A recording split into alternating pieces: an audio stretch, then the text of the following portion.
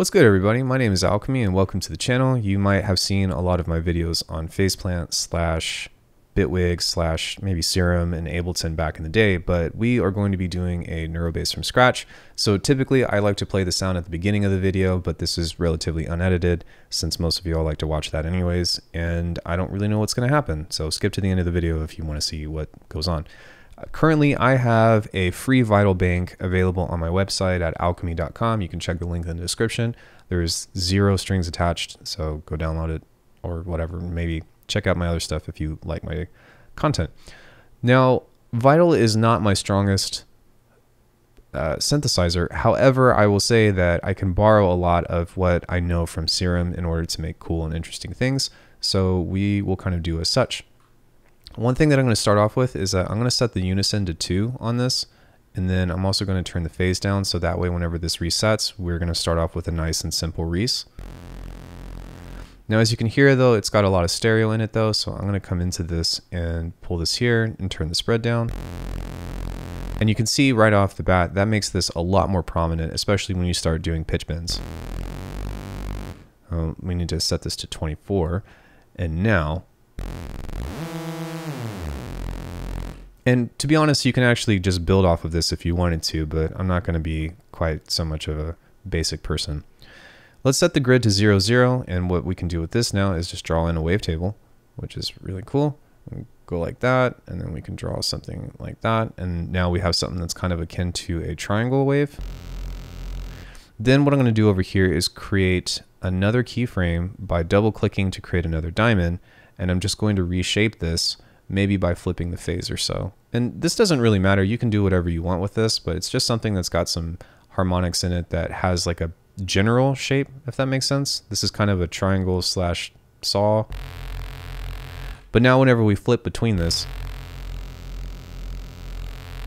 you can see that we've got some cool and interesting things. You can also add some modifiers if you want. I don't really care so much about that kind of stuff. You can also add different sources if you want, but this is generally all I really want to do with this particular thing, just so that we have some variation. Now, what I am going to do though, is I am going to play around with some of this stuff. Maybe we'll play with the vocoding. Maybe we can try a, let me see, maybe a smear.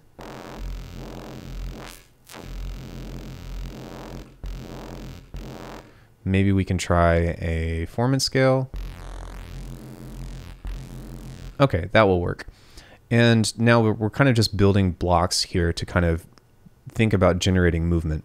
So the cool thing within, or how I like to do things within any kind of thing that has a multi-stage envelope, is to kind of just create a shape. And it doesn't need to be a complicated one, but we're pretty much going to use this same thing to map just about everything to the same piece of movement. So if we go here, you can see that we've created a little bit of movement there, and then now we can drag this to the formant scale and maybe not make it so harsh. And then maybe we'll make that bigger. Sweet. Let's go ahead and add another oscillator here. We're going to turn the level down, and then we're going to click on this to add some FM. And we can kind of just play around with this and see what we get.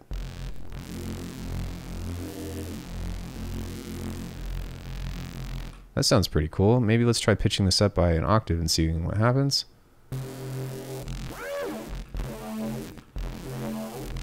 Okay, so maybe we can do just a little bit here. That's already going to sound super crunchy when we send it through the filters and stuff. So that'll be cool. All right, now the last thing that we want to think about here is making sure that we've got a good sub. And so I'm going to just pull up the basic shapes on here, since that's the only thing I have.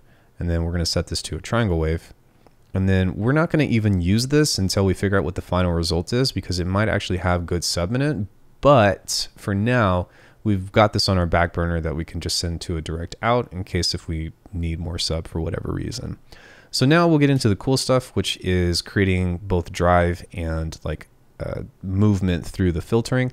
And typically speaking, I like to just start off with something as simple as a notch, because a lot of times this can take you really far. So what I'm going to do with this is kind of just play around and see if I can hear any resonant points that sound kind of vocally. Okay, so we've already got one right there. So now we're going to try to just listen within that frequency range. There we go. Now, one thing that I'm going to do as well is maybe change this from analog to dirty. And if you didn't know, these are actually analog, dirty, ladder, digital, diode. These four right here are actually like different distortion types that you can add the drive to. And as you can see, we've already made this like way louder and way more like intense, long story short.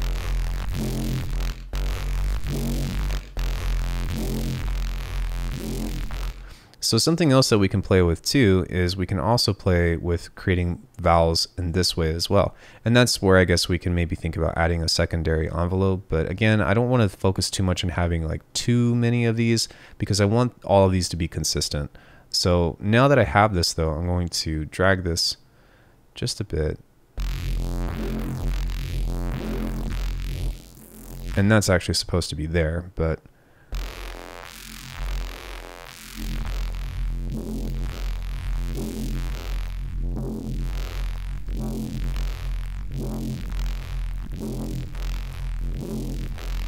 so maybe what I can do is move this over and then push this up.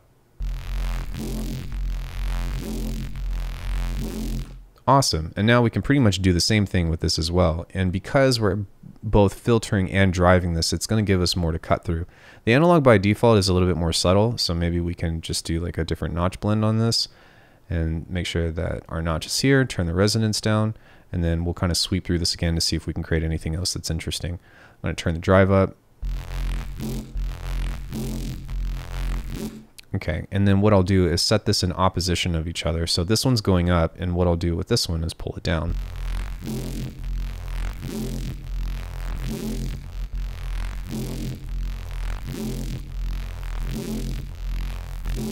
And then maybe we can try different distortion modes to see what we can get out of it. Okay, so that's only a low shelf, that's fine.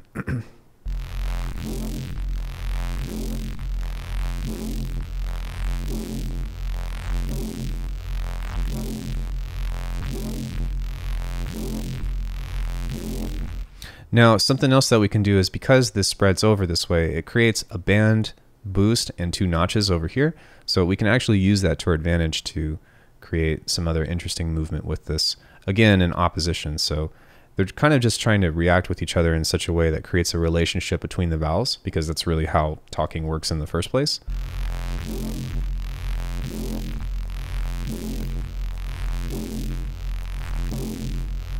And then we might even want to boost that up as well just a bit. So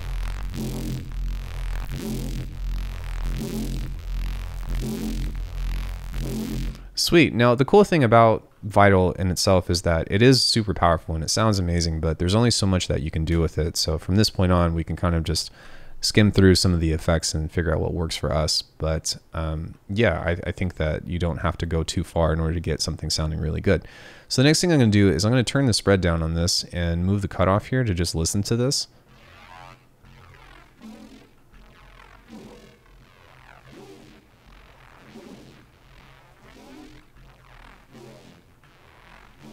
Now I'm going to move the delay over just a bit. Sweet. So now between this, I'm going to turn the spread back up because obviously you can hear that that's becoming a problem. And I'm actually doing myself a favor because whenever we start to get into these effects here, you're going to see that it's going to spread the stereo out. And again, we can rely on that sub on the outside in order to get cool stuff. So whenever you're thinking about shaping neuro bass and stuff like that, like forget about the sub until the end, and then or just make sure that you're sending something out like independently, because it's kind of hard to do anything that's remotely close to frequency splitting unless if you have like a two-way split, right, where you have the low and the high, and that's pretty much all your routing options. Thankfully, even though this is quote unquote a complicated kind of bass, it doesn't have to necessarily like be routed in a complicated way. So we can kind of continue and just be thoughtful about what it is that we're doing here. We can also turn the spread down as well, or turn the depth down here as and do that too. But even still, I like having a little bit of kind of space in that sense.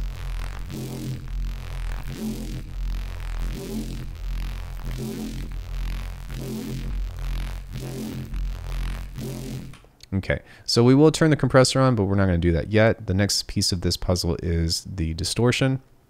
And one thing that is also important to know about this stuff is that by default, you might be inclined to think that you've only got 1, 2, maybe 3, 4 filters, but you actually have more than that because of the EQ and then also some of the other things that you can do. And you can essentially turn this into a bandpass filter as well, as long as the reverb. But filtering and distortion is kind of the key to making these sounds in the first place. So whenever you're doing this kind of design and stuff, like really that's, as long as you're stacking that, then you're most likely going to get something cool as long as you start with a cool waveform. And if you don't know a cool waveform, just start with a saw wave and you don't need to do anything else.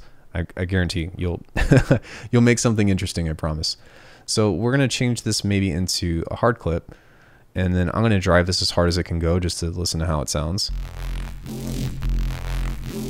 Okay, that already seems almost usable to me. So now we can turn the filter on to, let's go with the post filter and let's see what that sounds like. But I'm going to make this match the movement now with this. And then I'm going to turn this down here so that way it's going to open at the same time. Now remember, over on this filter, we kind of move this down to where it's almost shelving.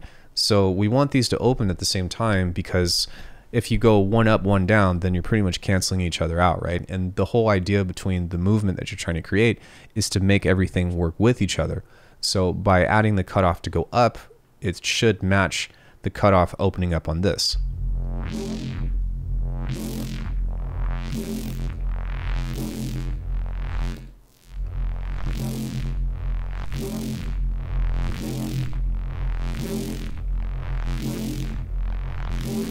So that actually works in our favor, and that's pretty neat. So along with that, we can kind of accentuate a lot of that stuff by abusing the EQ here, which is one of my favorite things. Now, a lot of times you might see in other tutorials where people do this. Don't do that. Even this, maybe. But I actually think it's a lot more fun to use these shelves here, because what you end up getting, as you can see, is a top and bottom. And if you do that instead, then whenever you work with this, you're actually going to get 2 more filters, or I guess 2 more points rather, right? So if you do something like this, where you've got this going on, and then you have something here, you can see that there's a lot more to play with. And so what I'm going to do is kind of just move these in opposition of each other. So the first thing I'm going to do is I'm going to grab the mid band here, I think, because that's going to be one of our key players. And I typically like to go like this. So I'm going to move the cutoff of this one downwards. As you can hear, that creates a huge, huge difference. And then what I'm going to do is grab the low cutoff, and I'm going to move it kind of up, but just a little bit into the mids. Now I'm going to grab the second LFO on the middle, and then just kind of let that do its own thing.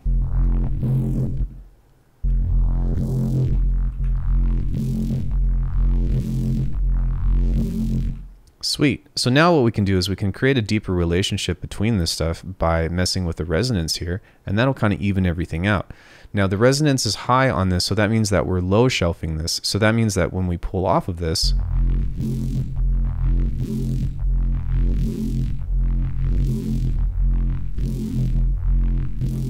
and what we can also do in order to kind of balance this out is add a little bit of gain to where it goes back to 0.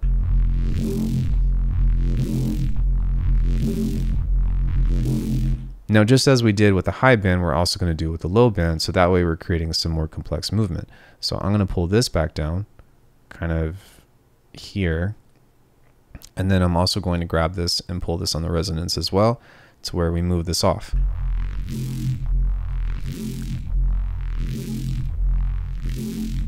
Maybe what I might do instead is, instead of doing both of all of these being like super peaked up and then evening out, I might be able to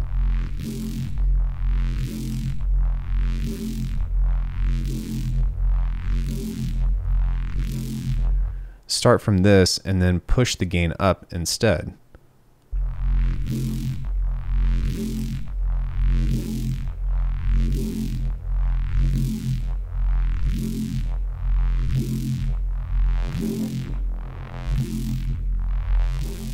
But the important thing to keep in mind here is that you can see that by moving all of these in succession is not only creating obviously a very intricate type of filter, but the way that I'm moving these against each other is what is making this kind of sound a lot different, even though they're all attached to the same piece of movement. And the cool thing about this is that because we only separated the movement between two LFOs, if I want to make a change to this or essentially create a different preset, all I have to do is make a different envelope. So that could kind of do a lot of favors for us. Sweet. So let's keep going now. Now, something else that we can think about is doing some kind of boost or whatever, or a BPN or something of the sort. And you can definitely do that. I think that for this case, though, the main draw for me is really kind of just sticking with simplicity here and going for another notch, and maybe even thinking about the relationship that we've created between the mids here. So one thing I can think about is maybe grabbing the LFO and pulling the cutoff in a downward slope from the high band whenever this gets super middle or super muddy in the middle. And you see how that kind of evened that out in a way?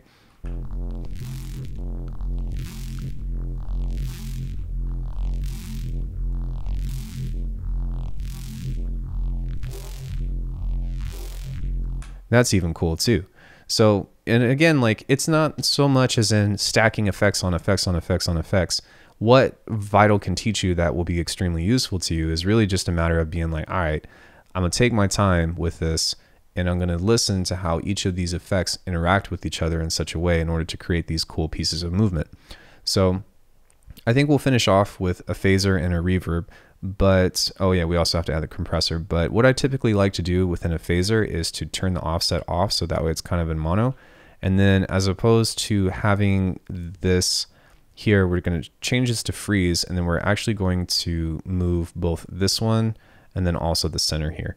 And if you do it in such a subtle way, then it should help you accentuate some of the movement that all of this other stuff has already created. So we're going to go here, we're going to move the center just a little bit. And then what I'm also going to do is I'm also going to mess with the mix in opposition. So that way it's not on the entire time.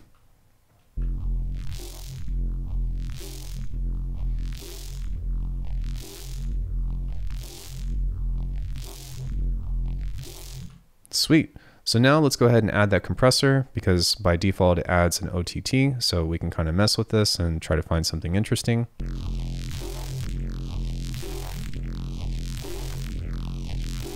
So what I'm going to do here is I'm just going to click on these and set these to 0, because by default this pulls it into like an OTT preset, which I don't really like so much. But I'm going to start off by boosting the high band. Now I'm going to adjust the attack and release of these.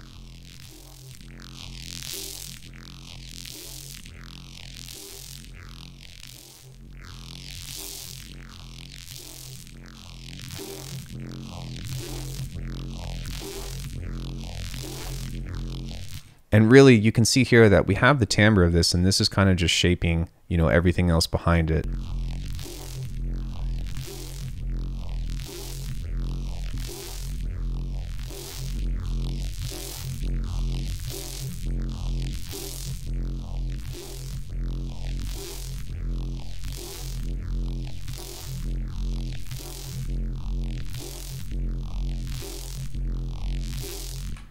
And really, it's kind of a matter of just trying to balance the sound out now.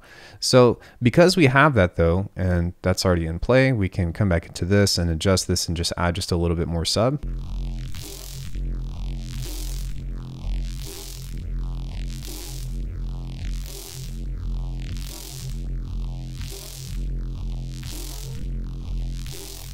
And now the other cool thing that we can think about within this is we can reintroduce the spread if we want to.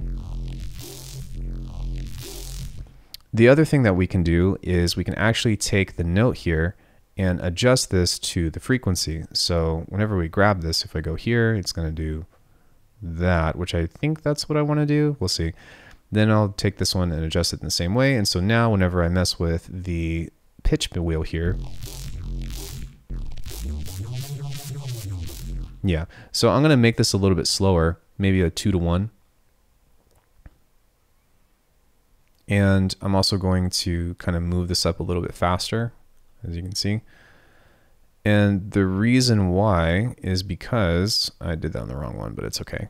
And the reason why is because we're going to try to get this to line up in a way that's going to be pleasing whenever we move the pitch wheel.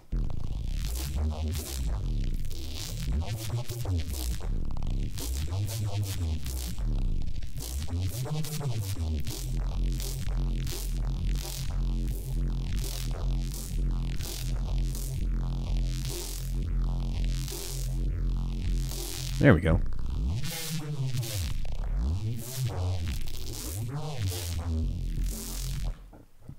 And so now we kind of just want to, you know, turn everything up.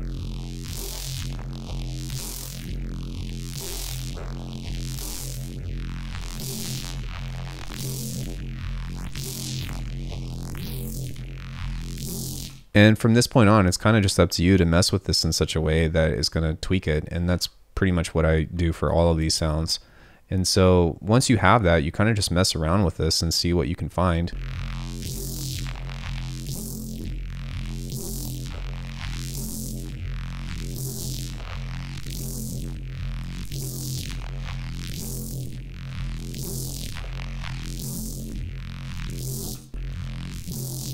And really, now that you understand that, it's just a matter of combining a bunch of movement into, you know, a lot of different parameters, and suddenly you've got your cool bass. Now, the other thing that you can try with this is either doing different modes of this between FM and ring mod. You can also try changing the format. So maybe we want to keep this the same, but we want to make this a little bit more interesting. We can change this into a format or so and just see if this is going to make any difference within this. So we've got this one, we've also got this one to mess with. And, you know, why not, since we're in the same case of doing cool stuff. But we go here, right? And that changes the sound dramatically. That's pretty cool. Maybe we can also add this way.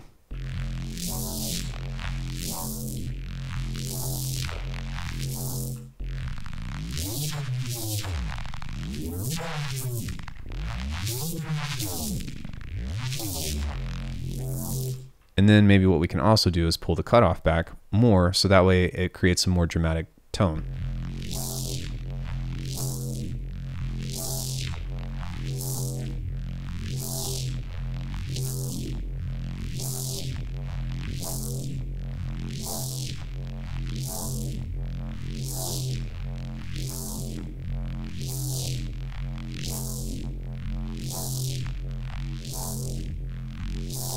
And then from this point, it's kind of, again, just tweaking it into a manner that you like.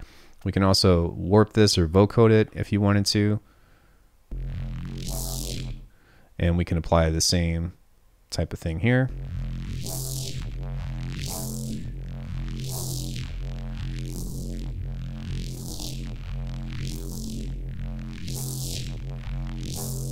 And now, for whatever reason, if we want to change this or we want to lay this on a track, we can use this one as our kind of like as our single thing. But now we can come into this and start changing the shape and creating different pieces of movement.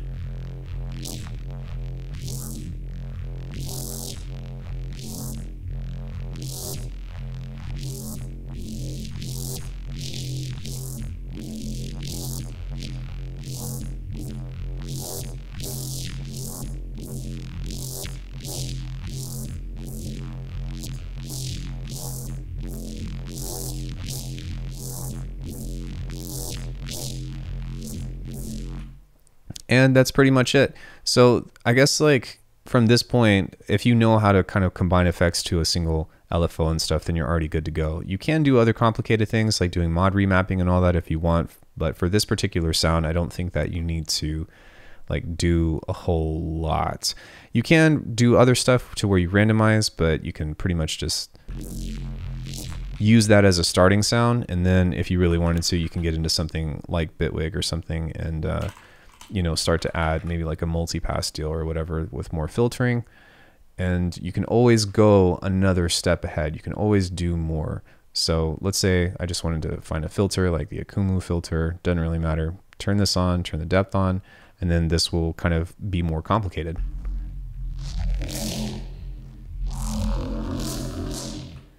Let me add a limiter to that.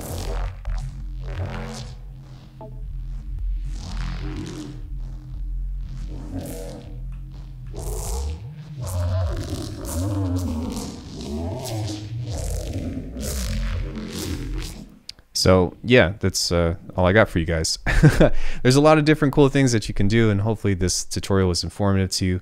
This should like be the only tutorial you need to learn how to make Neurobase, because it's, you know, you start with the basic waveform, you get into your effects here where you start to process it and think about doing distortion and filtering together. And I've pretty much just used every single one that I possibly can in order to create distortion and filtering. And from that matter, it's kind of just shaping vowels. And once you shape vowels and you kind of add this multi-stage envelope to them, then you're pretty much good to go. So thank you all so much. Go download that free pack that I have. And if you haven't already, please do me a favor and like the video. Leave me a comment about what else you want to see on the channel. And let me know if this tutorial was helpful to you or not. See you in the next one, guys.